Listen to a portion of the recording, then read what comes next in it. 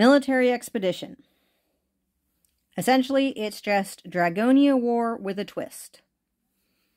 So, you can look at my videos. The videos I've already done on Dragonia War. They'll cover most of it. The only difference is that people from other kingdoms can come to our kingdom, and people in our kingdom can go to other kingdoms. Particularly now in the beginning, I don't recommend that. We really need to focus on holding our Dragonia. Now, we don't know yet for sure which kingdoms are going to be involved. Possibly K179, or 178. Sorry, we're in 179. But we don't know for sure. So, while there's been some discussion with players in other kingdoms, nothing's set in stone. We don't know for sure until it starts. Now, if players from other kingdoms come here, anybody on the black can be attacked. So, like this person here should probably move or bubble. If somebody from another kingdom comes here and say they go there, they can be attacked. If they're smart and they park themselves here, they can't be attacked. Only foreign targets in the black lands, let me rephrase that. You cannot attack foreign troops if they aren't in the black lands. Okay. So I'm not sure if you can gather, if a foreign invader parks here, I don't know if they can gather over here or not. I've never traveled to another kingdom during Dragonia, so I have no clue. I do know, however, that they can gather on the black lands, and they can attack people in the black lands, and you can attack their troops on the black lands if they're gathering somewhere. So, one of the things we need, and I need to tell my alliance this, is we really want to try and see how all these castles are lined up along the black lands. This is what we want to see. This is good. This will keep anybody from parking there. So I need to talk to my own alliance about filling in these spots. BZB just moved in here, so they're going to have to put some effort into filling in these spots. The idea being that we want to force invaders to have to park all the way out here, so they have a long trip to the Blacklands, to the altars and such.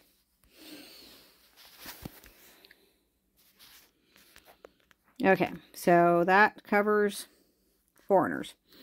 For us,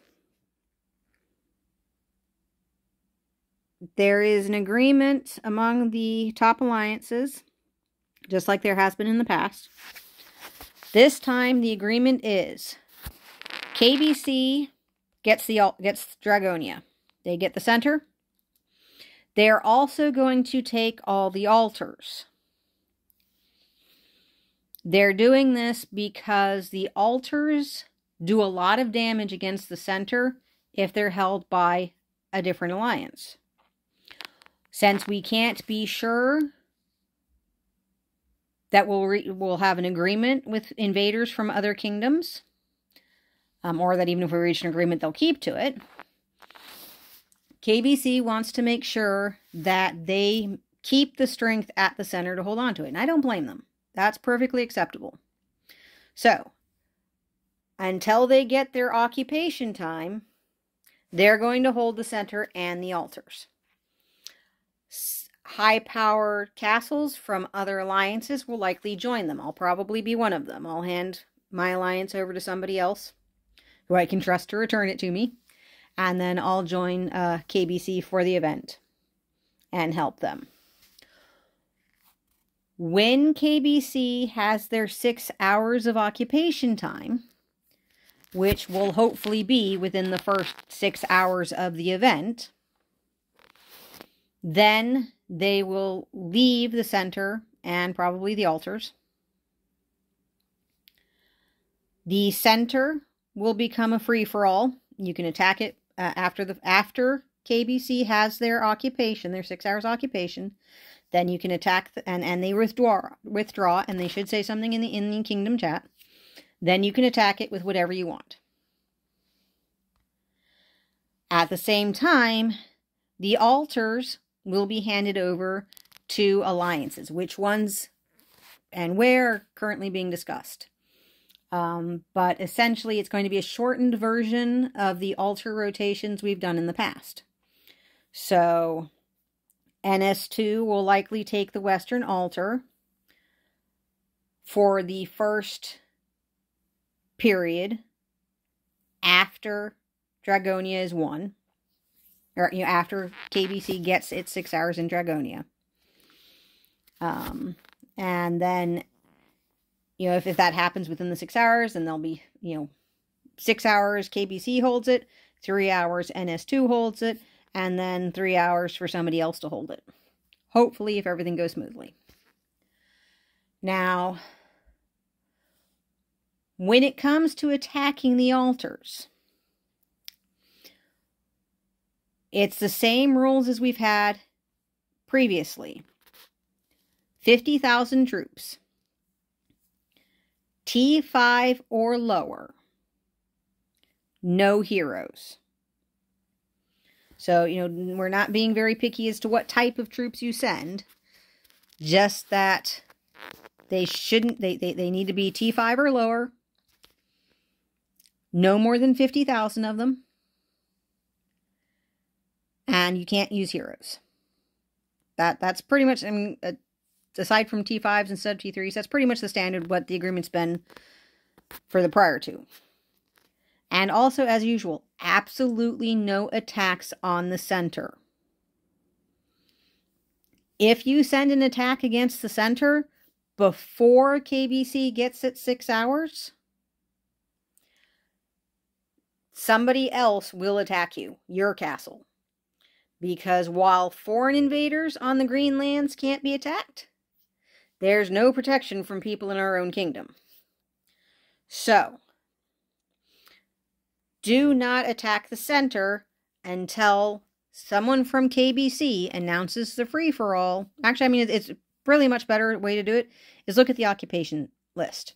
When KBC has 6 hours for total occupation time, then it's free-for-all. Before then, don't touch the center. Don't go near it. You won't like the results. But as I said, the altars, 50,000, T5 or lower, no heroes. Perfectly fine. Me, I'm going to hold an altar for the occupation points. To help people in my alliance get the occupation points, because I'll probably get occupation points helping KBC. But when it comes to getting my fatality and points and such, I'm going to wait until after I'm done holding down an altar, and then I will join the free-for-all at the center. If you can do that, that's a much better option. Depending on what your goal is. You'll get a lot more of your fatality points and all that attacking the center after KBC has its occupation. When it becomes a free-for-all, then you will going for the altars. So, yeah, I can't think of what else needs to be said about this. If anyone has any comments, feel free to leave them, so maybe I can do a better job next time. Yeah, so that's the deal. Good luck.